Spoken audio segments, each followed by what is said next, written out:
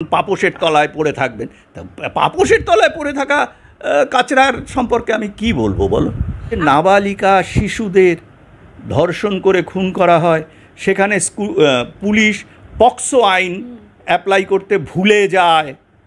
দেখো, এর জন্য যখন কনসার্নড অফিসারের একটা তো বোধহয় তোমার ওই যে ওই আরজিকর কেসে এক পুলিশ ব্যাটা জেল খাটছে, তো এরকম কিছু লোক আইএএসও যখন জেল খাটবে, সঞ্জয় রায় কি বলো, যাই হোক, তো তাকে চার্জশিটে উল্লেখ করেছে যে মানে রেপিস্ট হিসেবে এবং খুন করেছে হিসেবে, কিন্তু সেই খুনে কিন্তু সে যে একাই আছে সে কথা কিন্তু বলেনি। সে যে নেক্রোফেলিক কি নেক্রোফেলিক নয়, মানে যারা ওই ডেড বডির সঙ্গে সেক্স করে আর কি, তো সে ব্যাপারটা কিন্তু সিবিআইয়ের চার্জশিটে কোথাও উল্লেখ নেই।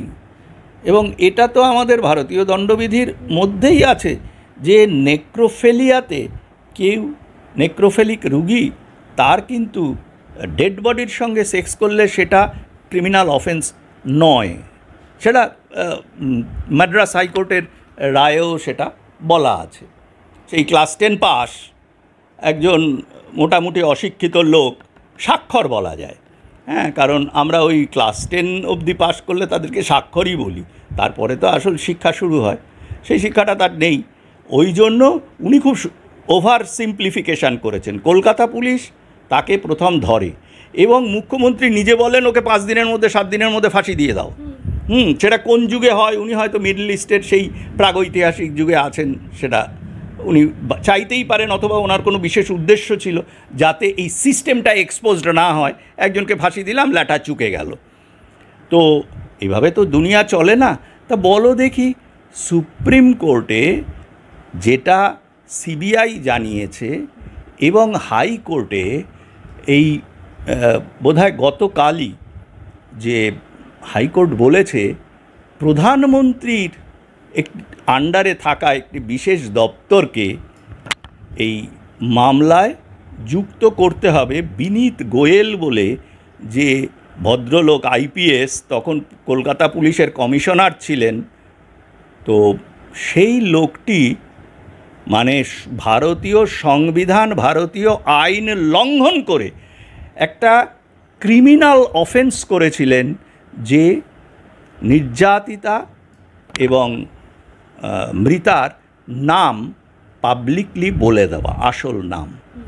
এবং যেহেতু উনি একজন আইপিএস এবং সেটা ওই কর্মীবর্গ পার এই যে বিভাগ ডিপার্টমেন্ট, সেই ডিপার্টমেন্টটি প্রধানমন্ত্রীর আন্ডারে, সেই জন্য ওই ডিপার্টমেন্টকেও যুক্ত করতে বলেছে। কারণ আমরা একটা জিনিস দেখি, পশ্চিমবঙ্গের আইএএস আইপিএসরা দুর্নীতির সঙ্গে সিস্টেমের দুর্নীতিকে প্রোটেক্ট করার জন্য বারবার ইন্টারভেন করেছেন।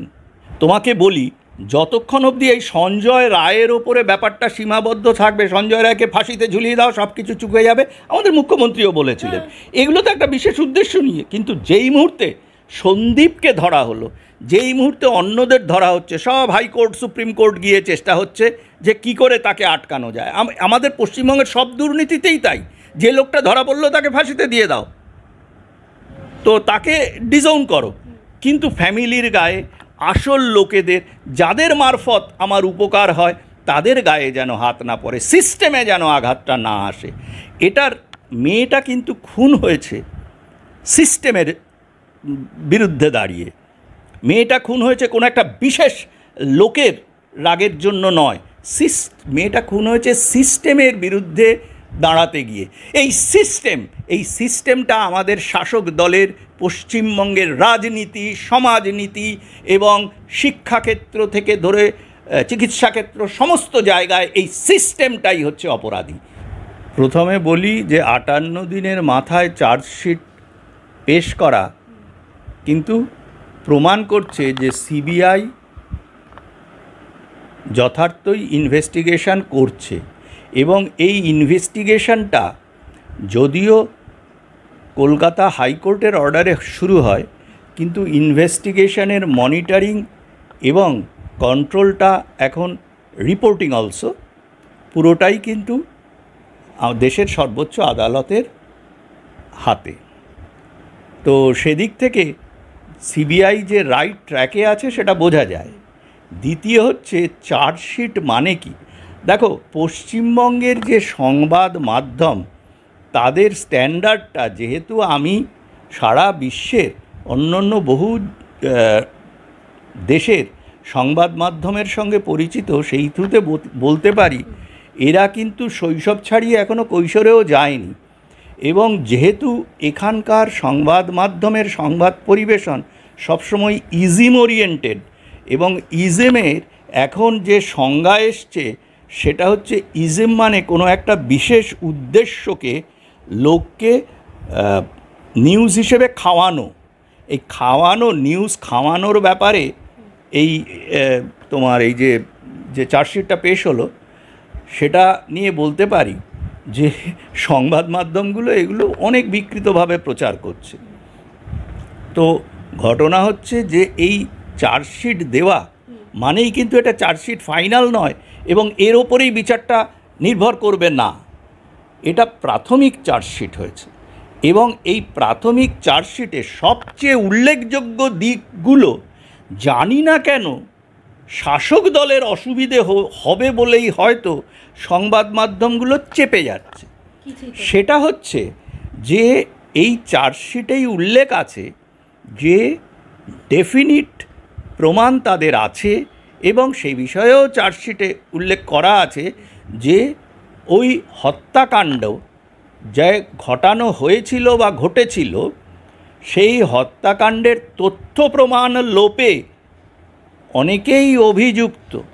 এই তথ্য প্রমাণ লোপ কারা করেছিল, কী উদ্দেশ্যে করেছিল, সেটাও কিন্তু তাদের ইনভেস্টিগেশনের পার্ট। সেগুলো পরবর্তী চার্জশিটে একের পর এক আসবে। তবে যেহেতু এই সঞ্জয় রায়, না সঞ্জয় রায় কি বলো, যাই হোক, তো তাকে চার্জশিটে উল্লেখ করেছে যে মানে রেপিস্ট হিসেবে এবং খুন করেছে হিসেবে, কিন্তু সেই খুনে কিন্তু সে যে একাই আছে সে কথা কিন্তু বলেনি। এ কথা চার্জশিটে আমি জানি না বলেছে কি না, আমি পাইনি সেরকমভাবে যে চার্জশিটে বলা হয়েছে সঞ্জয় রায়ই খুন করেছে, কিন্তু এমনভাবে রিপোর্টিংগুলো হচ্ছে যেন সঞ্জয় রায়ই খুন করেছে। তাহলে কিন্তু ওই যে তথ্য প্রমাণ লোপ ইত্যাদি, যেখানে সঞ্জয় রায়ের হাত থাকার কথা নয় একা, কাজেই সেইগুলোর ব্যাপারটা থাকে না। একটু তলিয়ে ভাবলেই দেখা যায় যে সংবাদ মাধ্যমের রিপোর্টগুলো এক পেশে। এটা একটা প্রাথমিক। তবে হ্যাঁ, ওখানে সেই অকুস্থলে সঞ্জয় রায় যে গিয়েছিল এবং সঞ্জয় রায় যে একজন কালপ্রিট, এ বিষয়ে তো কোনো সন্দেহ নেই। আবার আমি আগেও তোমাদের ইন্টারভিউতে বলেছিলাম, বিভিন্ন জায়গায় লিখেও ছিলাম, বলেছি যে নেক্রোফেলিয়ার রুগী হিসেবে সঞ্জয় রায়কে বলা হয়েছিল এক সময়, এবং সে যে নেক্রোফেলিক কি নেক্রোফেলিক নয়, মানে যারা ওই ডেড বডির সঙ্গে সেক্স করে আর কি, তো সে ব্যাপারটা কিন্তু সিবিআইয়ের চার্জশিটে কোথাও উল্লেখ নেই।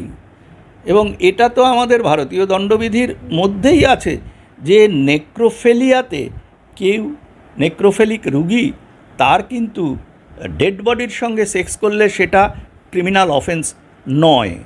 সেটা মাদ্রাস হাইকোর্টের রায়েও সেটা বলা আছে। তো আমরা জানি না, এখন এটা টু আর্লি বলতে পারি না। তবে এটুকু বলতে পারি যে সিবিআই নিশ্চয়ই একটি বিশ্বাসযোগ্য প্রতিষ্ঠান। অনেকেই বিভিন্ন রকম রাজনৈতিক দৃষ্টিভঙ্গি থেকে বলেন যে সিবিআই ভালো কাজ করছে, খারাপ কাজ করছে, কিন্তু ভারতবর্ষের যে সেন্ট্রাল এজেন্সি সিবিআই, সেই সিবিআইয়ের ইনভেস্টিগেশনে কিন্তু যথেষ্ট সুনাম আছে, এক নম্বর। দ্বিতীয় আরেকটা জিনিস বলি, অনেকে রাজনৈতিক উদ্দেশ্য চরিতার্থ যারা করেন তাদের শেখানো বুলির দালালি করে বলেন যে এগুলো সেন্ট্রাল গভর্নমেন্টের। আমি কিন্তু সেন্ট্রাল গভর্নমেন্টের অন্ধ সমর্থক না হলেও বলতে পারি যে সেন্ট্রাল গভর্নমেন্টের এ ব্যাপারে হাত দেওয়ার কোনো অবকাশ নেই। কারণ প্রতিটি টাইম টু টাইম বিভিন্ন হিয়ারিংয়ে, যে শুধু স্টেট হাইকোর্টে নয়, আমাদের সুপ্রিম কোর্ট, যার চিফ জাস্টিস হচ্ছে ডিভিশন বেঞ্চের মধ্যমণি, তারা কিন্তু বারবার তাদের কাছে সরাসরি রিপোর্ট, ডিরেকশনস এবং তাদের কন্ট্রোলে সিবিআই এই ইনভেস্টিগেশনটা চালাচ্ছে। সুতরাং সিবিআই কিন্তু জবাবদিহি করতে হবে কোর্টের কাছে। কাজেই সেন্ট্রাল গভর্নমেন্টের যদি হয় সেই ইন্টারভেনশন সিবিআই বলে দেবে যে এই জন্য হচ্ছে। পাগল ছাগলের কথা বলে কোনো লাভ আছে?